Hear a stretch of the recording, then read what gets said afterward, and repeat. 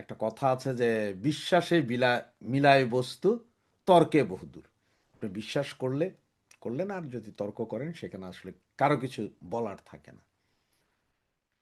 তো আপনারা ব্যানার এবং হেডলাইনে দেখছেন যে আমি বলছি রাষ্ট্রপতির বক্তব্য এবং আমাদের সেই প্রসিকিউটর তাজুলের বহিষ্কার, এই বিষয়টা নিয়ে কথা বলো। তো তার আগে একটা কথা বলি, প্রমাণ দেওয়ার কোনো প্রয়োজন বোধ করি না।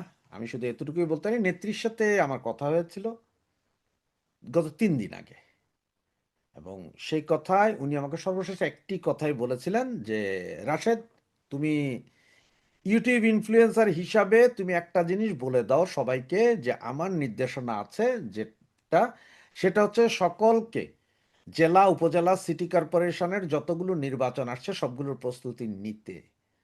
তখন আমি বলেছিলাম, নেত্রী এটা তো আপনি বললে ভালোই তো আমাদের।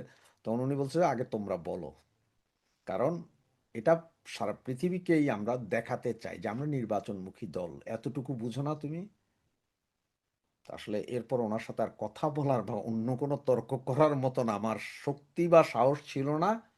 প্রচন্ড নার্ভাস ফিল করছিলাম আমি তখন। এটা ছিল আমার নেত্রীর নির্দেশ। এখন নেত্রী হয়তো 2 দিন হোক, 4 দিন হোক, আর 10 দিন হোক, বলবেনই। এটা আমার প্রতি নেত্রীর নির্দেশ ছিল যাতে আমরা প্রচার করি। বলো যে ভাই আপনারাও আস্তে আস্তে প্রচার করেন সকলে। তার সঙ্গে কথা বলা যাক আমাদের এই রাষ্ট্রপতি। রাষ্ট্রপতি কালের কণ্ঠ সম্পাদকের সাথে সম্ভবত কথা বলেছেন। তখন তিনি বলেছিলেন যে ওনাকে যেতে দেওয়া হতো না, বিদেশি বিভিন্ন দাওয়াতেও ওনাকে যেতে দেওয়া হয়নি, এবং দেশের ভিতরে সমাবর্তন মানে ইউনিভার্সিটির সমাবর্তন যেখানে রাষ্ট্রপতি যায় সেখানেও ওনাকে যেতে দেওয়া হয়নি। মানে শিষ্টাচার বহির্ভূতভাবে চিঠি লিখে ওনাকে দিতেন যে এটা সিগনেচার করে দেন, বিদেশি মিশনগুলোতে বিদেশি রাষ্ট্রগুলোকে পাঠাতেন যে উনি খুবই ব্যস্ত। এই ধরনের বেয়াদবি করেছিল আসিফ নজরুল এবং আমাদের পরিবেশ আপা, সবাই আপনারা চিনেন, সুন্দরী আপা। তো ওনাদের এহেন কর্মকাণ্ডের কথা মুখ খুলছেন এখন রাষ্ট্রপতি। আস্তে আস্তে হয়তো আরো অনেক কথা বেরিয়ে আসবে যেগুলো শুনে হয়তো অবাক হবেন। আমরা যারা গালি দিচ্ছিলাম, অনেকে করছিলাম যে রাষ্ট্রপতি কিছু করছে না, এই করছে না, আসলে একজন রাষ্ট্রপতি, উনি তো অলংকারিক পোস্ট। এটা অনেক কিছু থাকলে অনেক কিছু করা যায় না, এবং সেখানে যদি বন্দুকের নলের মুখে কেউ থাকে ভাই, সে তো এমন কিছু করবে না যে ওই কাজটা তো হবেই না, সে বরঞ্চ মরা যাবে। তেমন কিছু করবে না, এবং সেই ধরনের পাগলামি অন্তত একজন রাষ্ট্রপতি করবেন না। বা উনি যদি, অনেকে বলছেন যে জরুরি অবস্থা জারি করে ক্ষমতা নেয় না কেন, এটা নিল সেনাবাহিনীর সহযোগিতা লাগে। সেনাবাহিনী সেই সহযোগিতা রাজি ছিলেন না, কারণ সেনাবাহিনীর সেনাপ্রধান চাইছিলেন সর্বশেষ শেষ মুহূর্ত পর্যন্ত, এই সেনাপ্রধান চাইছিলেন যে জামাত যাতে ক্ষমতায় আসে, কারণ ওনার আব্বার দল এটা। গোলাম আজম ওনার আব্বা, ওনার পিতা, গোলাম আজমের পুত্র ওনার পিতা, বাপ্পু দুজনই ওনার পিতা। এই জন্য উনি পারেননি। তবে আস্তে আস্তে এখন আরো বের হবে, অনেক কিছুই বের হবে। আপনারা জানেন যে রাষ্ট্রপতি নিজেই বলেছেন ইলেকশনের পরে উনি ক্ষমতা ছেড়ে দিতে চান, উনি পদত্যাগ করতে চান। বিএনপি যদি কোনো নতুন রাষ্ট্রপতি দেয় হয়তো উনি চলে যাবেন। বিএনপি কাকে রাষ্ট্রপতি বানাবে সেটা অবশ্য $1,000,000 কোয়েশ্চেন। সারা বাংলাদেশে একটা কথাই রটে গেছে, হয়তো ডাক্তার ইউনূসকে রাষ্ট্রপতি বানাইতে পারে, কারণ বেটায় তো ছাড়ার পরে এখনো বাংলাদেশে আছে। তার মানে ওনার কি ইচ্ছা বা ওনার সাথে কি চুক্তি হয়েছে সেটা সময় বলে দিবে। হানিমুন পিরিয়ড 100 দিনের আছে, এর ভিতরে অনেক কিছু জানবো, এরপরে হয়তো আমরা আলোচনা সমালোচনায় যেতে পারবো।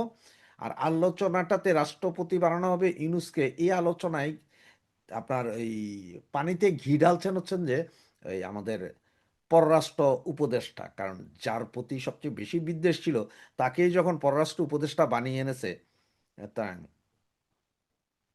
উপরালাই জানে বাকিটা। এখন সেই তাজুল, চিফ প্রসিকিউটর বেয়াদব দ্য ওয়ান, বেয়াদবির স্বর্গরাজ্য কেউ যদি শিখতে হয় সেটা হচ্ছে তাজুল থেকে। সে তাজুলকে আজকে বাদ দেওয়া হয়েছে। তার আগে অবশ্য পুলিশের বিভিন্ন পদে রদবদল হয়েছে, সেনাবাহিনীর বড় বড় পদে রদবদল হয়েছে। আমার মনে হয় বিএনপির চেয়ারপারসন বা বর্তমান মাননীয় প্রধানমন্ত্রী তারেক রহমান, উনি হয়তো বুঝতে পারছেন যে এই জামাতি শক্তিকে যদি সরানো না হয়, বিভিন্ন সেক্টর থেকে, তাহলে উনি 1 বছরও ক্ষমতায় শান্তিতে বসতে না, কারণ কাঁটাযুক্ত চেয়ার, এটা প্যারাগ মারা চেয়ার, এখানে বসার কোনো ক্ষমতা হয়তো ওনার থাকবে না, এটা হয়তো উনি বুঝে গেছেন, এই জিনিসটা হয়তো উনি বুঝে গেছেন। আর যার কারণে উনি শুরু করেছেন এই তাজুল সহ বাকিদের দৌড়ানোর কর্মকাণ্ড। তবে এক তাজুলকে না, বিচার বিভাগের ভেতরে জামাতের ঘাপটি মেরে থাকা যত জনের সবাইকেই আসলে বের করে দিতে হবে। আমি এর আগের একটা ভিডিওতে সরাসরি ওনাকে অনুরোধ জানিয়েছিলাম যে বিভিন্ন এম্বাসিগুলো থেকে আপনার যারা আছে টপ টু বটম, পিয়ন দারোয়ান থেকে শুরু করে অ্যাম্বাসেডার পর্যন্ত সবাইকে সরাই ফেলেন যদি আপনি শান্তিতে থাকতে চান।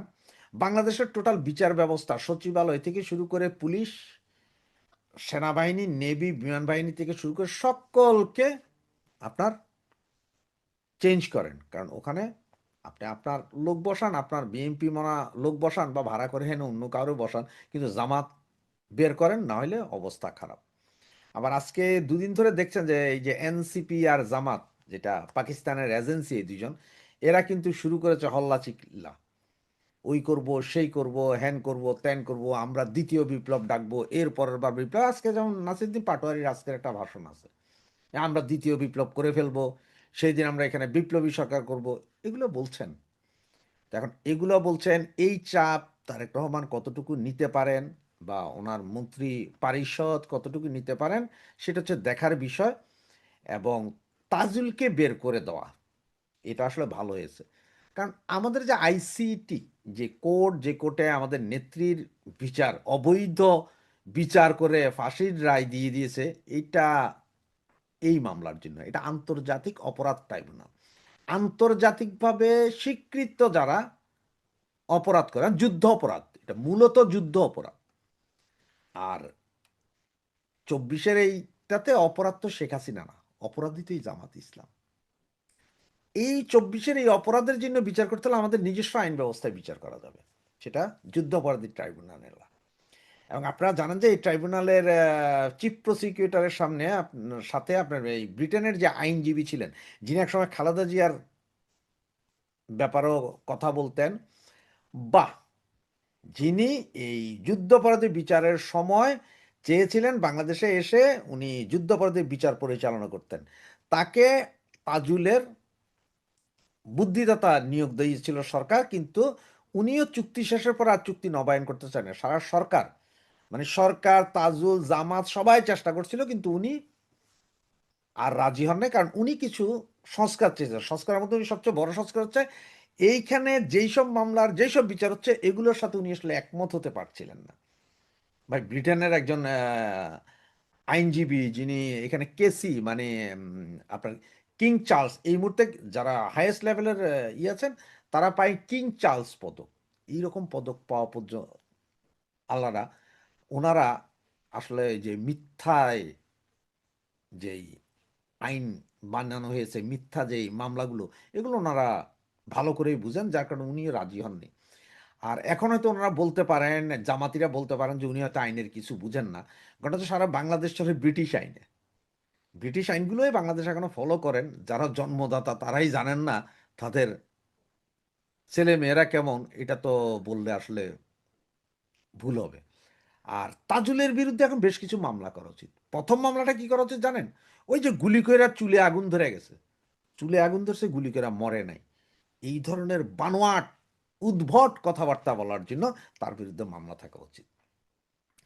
আর সবশেষে আমার ভাই বোন, আমি এটা ছোট্ট একটা গল্প না, এটা একদম বাস্তব ঘটনা বলি, যদি আপনার বুঝতে পারেন তাহলে বুঝপাতা, আর না বুঝলে তেজপাতা, এগুলো নিয়ে আর ওই যে কমেন্ট সেকশনে যে আমার বুদ্ধি দেওয়ার বা আলোচনা করার দরকার নেই। সেটা হচ্ছে যে একসময় আলজেরি ফ্রান্সের কলোনি, এটা সবসময় ছিল, ফ্রান্স গভর্নমেন্ট যা চাইতো আলজেরিয়াতে তা হইতো। আলজেরিয়ার একটা গভর্নমেন্ট বসায় ফ্রান্স, কারণ হচ্ছে আলজেরিয়ার প্রচুর তেল গ্যাসের মজুদ আছে, এটা খাওয়ার জন্য ফ্রান্স গভর্নমেন্ট এমন একটা গভর্নমেন্ট বসায় ওই সময়কার অন্য গভর্নমেন্টকে ফেলে দিয়ে, একদম ঠিক আমাদের নেত্রীর স্টাইলে, যে আমাদের নেত্রীর ফেলে দিয়ে যেমন এই যে ইন্ট্রিম বসানো হয়েছিল, এই ধরনের একটা গভর্নমেন্ট বসায়। বসানোর পরে আস্তে আস্তে আস্তে আস্তে এই গভর্নমেন্ট বৈশা মানে প্রচণ্ড অত্যাচার করে, যা বাংলাদেশে গত 18 মাস করেছিল। এরপরে যেন তেন একটা ইয়ে করে আরেকজন বসায়, বসানোর পরলিকা ওই যে অতীতে যেটা বসাইছিল সেই গভর্নমেন্ট ছিল মনে ৩ বছরের মতো। সেই গভর্নমেন্টের যারা ছিল, যেসব ইনফ্লুয়েন্সার ছিল, এগুলার তো পরবর্তী গভর্নমেন্ট এসে সব একটা করে বের করে দিছে। বের করে দিয়ে তারা আবার সুসংগঠিত করছে। তাদেরকেও আবার সাপোর্ট দিচ্ছে ফ্রান্স। আর তখনই ফ্রান্সে থাকা আলজেরিয়ান নাগরিকরা এবং আলজেরিয়াতে থাকা আলজেরিয়ান নাগরিকরা ওই যে ৩ বছরের যে সরকার যারা অত্যাচার করেছিল তাদেরকে একে একে বিভিন্ন জায়গায় ওদের উপরে চালাইলো কি জানেন? ঠিক ওই যে জামাত জামানে যে বেহেস্তের টিকিট বেচে ওই বেহেস্তের টিকিট বেচা শুরু করলো তাদের কাছে। এমন অবস্থা যে এইখানেও খাইতে, ফ্রান্সেও খাচ্ছে মাইরেরা, ওইখানেও খাচ্ছে মাইর। মানে অবস্থা ওই ৩ বছরের অবস্থা। কারণ হচ্ছে ওই ৩ বছর তো দুর্দান্ত দাপট চালিয়েছিল, ইনফ্লুয়েন্সাররা দাপট চালিয়েছিল, কারণ তখন সরকার তাদের ক্ষমতায়, সে সরকার, এবং ওনারা যা বলছে তাই হচ্ছে, ঠিক বাংলাদেশ স্টাইল। যেমন এখন এই যে আসিফ নজরুল ফাসিফ নজরুল এগুলো কিন্তু এখন ঘরে ঢুকে গেছে, এদের কিন্তু সেনাবাহিনী এখন আর গার্ড দিবে না। এই যে বৈষম্য বিরোধী ছাত্র আন্দোলন, ছত্রী আন্দোলন বা চাপরাশি আন্দোলন, ছাত্রীদের আন্দোলন, এরা কিন্তু গত 18 মাসে যা করছে এখন কিন্তু তাদের আর সেই সক্ষমতা নাই। সে সকল পুলিশ বিডি আর আর্মি তাদের আর গার্ড দিবে না। ওই 2-4 জন পোলা নিয়ে হাঁটে, এগুলোর আমরা 5-7 জন যায় মিলে হইলেই হইয়া যায়। না কালকে জানেন যে মোহাম্মদপুর না কোন জায়গায় জেনে একটারে সৌদি আরব পাঠানোর মোটামুটি ব্যবস্থা করছে। তো এখন সেম অবস্থা আমাদের দেশও তো হইতে পারে নাকি? আমাদের যারা অত্যাচার করছে তাদের উপরে কি আমরা একটু দোয়াও দিতে পারবো না? তো আমরা দোয়ার সাথে কিছু দাওয়াই দিতে হবে, কারণ খালি দোয়া দিলে হয়তো হবে না, দাওয়াই দিতে হবে, দাওয়াই দিলে শরীর ভালো হবে। অসুস্থ হয়ে গেলে যেমন দোয়ার সাথে ওষুধ দিতে হয়, তো আমরা একটু আপনার হোমিওপ্যাথিক না অ্যালোপ্যাথিক, সরাসরি অ্যালোপ্যাথিক দিতে হবে, এবং সুপার অ্যালোপ্যাথিক মানে এই 5th জেনারেশনের অ্যালোপ্যাথিক এদেরকে দিতে হবে। দিয়া এদের এক একটারে এক এক জায়গায় যে যেখানে পারেন। এতদিন আপনারা হয়তো বলছেন ভাই ওরা ক্ষমতায়, ওরা আছে, এই আছে, সেই আছে, অমুক আছে, তমুক আছে। তো এখন তো ক্ষমতায় তারা নাই। এখন তো ভাইয়ারা ক্ষমতায় নাই। ভাইয়ারা এখন আর সে আগের মতন তাদের বউ নিয়া ওই বনবিহারে গেল যে 50 জন পুলিশ ওনাদের গার্ড দেয় তাও নাই, কিছুই নেই। সুতরাং এখন মনে হয় সময় আসছে, এই সময়টা আমরা কাজে লাগানো ভালো, যে যেভাবে